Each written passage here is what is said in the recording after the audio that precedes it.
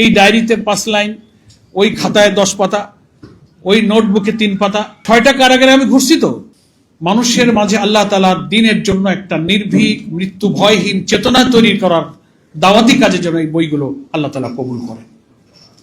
আর আমার এই সময়টুকু যেন পৃথিবীর পার্থিব কোনো চাওয়া পাওয়ার ঊর্ধ্বে শুধু আল্লাহকে পাওয়ার আকাঙ্ক্ষা ছাড়া কোনো কিছুই যেন আমাকে স্পর্শ করতে না পারে, এই দোয়া আমি আপনাদের সবার কাছে চাই।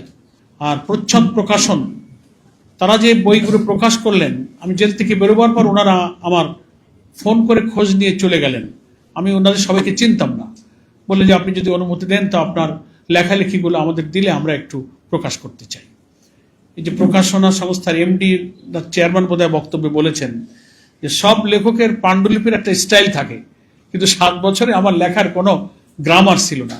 এই ডায়েরিতে 5 লাইন, ওই খাতায় 10 পাতা, ওই নোটবুকে 3 পাতা, খুব কষ্ট করেছে এরা। বলে সব আপনি আমাদের দেন আর একটা গাইড দেন, আমরা সব খুঁজে বের করে করে একটা জায়গায় নিয়ে আসবো। তো এরা সব সেট করে প্রুফ দেখানোর পরে আমি খুব আশ্চর্য হলাম যে অন্তত বিশেষ করে এই লৌহ কপাটের অন্য জীবন বইটা অন্তত 7-8টা জায়গায় পাণ্ডুলিপিতে আমার, মানে কখনো 6টা কারাগারে আমি ঘুরছি। তো খুলনা কারাগার, কাশিমপুরের 3-4টা কারাগার, নারায়ণগঞ্জ কারাগার, নাজিমুদ্দিন রোডের কারাগার, কেরানীগঞ্জের কারাগার, সব কারাগারেই লিখছি। সবগুলো কারাগারের বিধি এত কঠিন ছিল যে খাতা নিয়ে বেরোনো যেত না, যা লিখেছেন তা আবার রেখে আসতে হতো। লুকায় লুকায় কার আগে জামিন হয় তার ব্যাগের মধ্যে ঢুকাই দিয়ে দিতাম, তুমি এটা নিয়ে আমার বাসায় পৌঁছায় দিও। এই সবগুলো কালেক্ট করে প্রচ্ছদ প্রকাশন কষ্ট করে এডিটিং করেছেন, প্রুফ দেখেছেন। এবং আমার ব্যক্তিগত আর্থিক সামর্থ্য এমন নেই যে আমি এগুলো নিজের অর্থে প্রকাশ করতে পারতাম, সেজন্য তারা বললো যে না আমরা এটা প্রকাশ করব।